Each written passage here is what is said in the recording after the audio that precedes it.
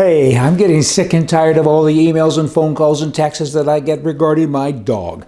Yes, I admit it. Let's put this thing to rest. I admit it that my dog, he has bit 7 people so far that have had Joe Biden t-shirts on. He's bit 19 people that have Justin Trudeau, I love him t-shirts on, and Bernie Sanders bumper stickers. He's attacked a dozen of them.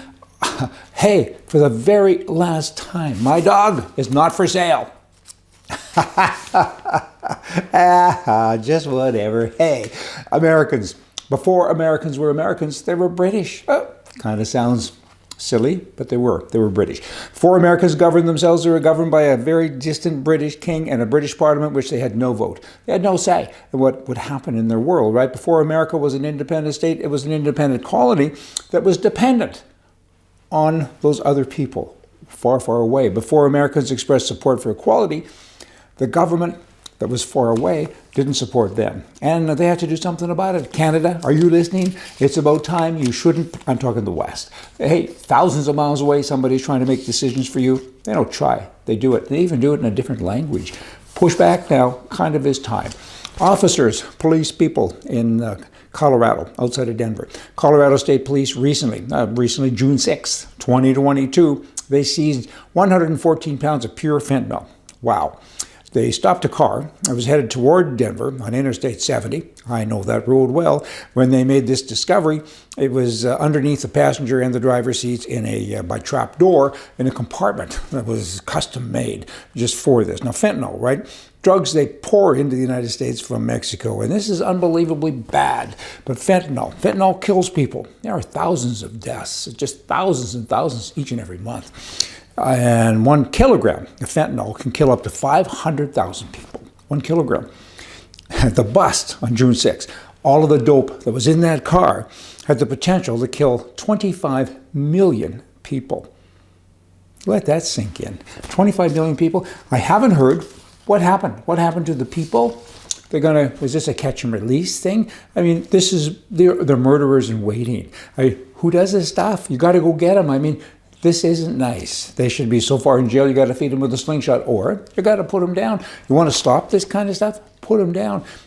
Catch them on Monday, try them on Tuesday, hang them on Wednesday, and on Thursday, people are saying, maybe I shouldn't take this run across the border. Maybe I should go work at Starbucks. Maybe I don't want to drive that getaway car anymore.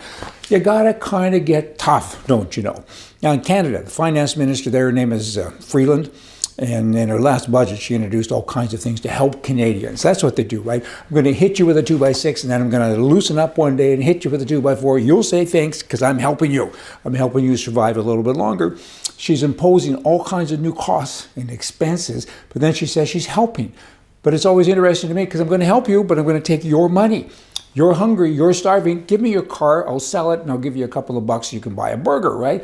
And I keep what's left of the money from the car. That's kind of what these people are about. She now has what she's calling affordability plan. Almost $9 billion of new support this year. She's going to give free dental care. She's going to kick up the old age pension. And she's going to look after your children and teach them for $10 a day when you go to work. So you can give her more money so she can give you more free stuff. That's a socialist system, and Canadians and people around the world, they don't get it. They don't grasp it.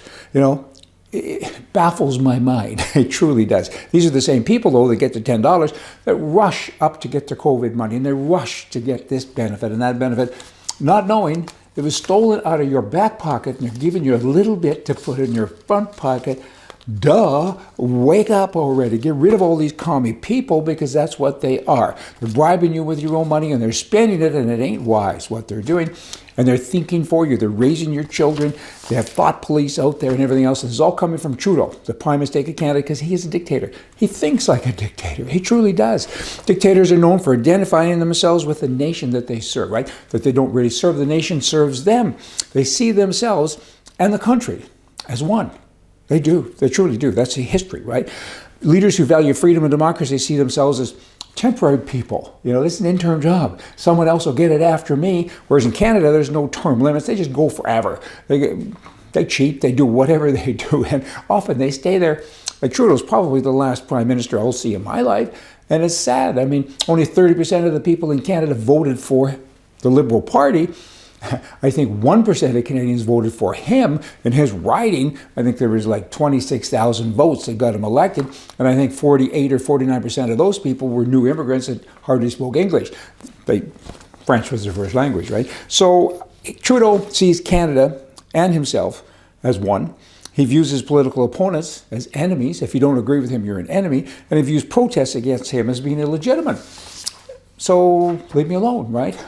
He's a bad guy. Vote him out.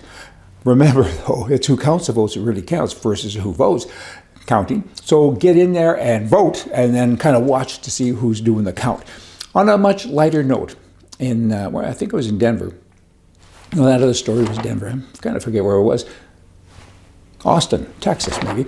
And I drove by the airport, and I was intrigued with this. I hadn't seen it before. There's a big sign up by the airport. It says million air. Million, one word, air, another. And so I looked it up. It was founded in 1984 as a single site, with airplanes. And now they're kind of a big company. I've never flown them. They have 1,000 aircraft. Million air. That's kind of cute. Hey, you want to be a millionaire? Get rid of the liberals. Oh, unless you're a liberal, then it's okay to be a millionaire.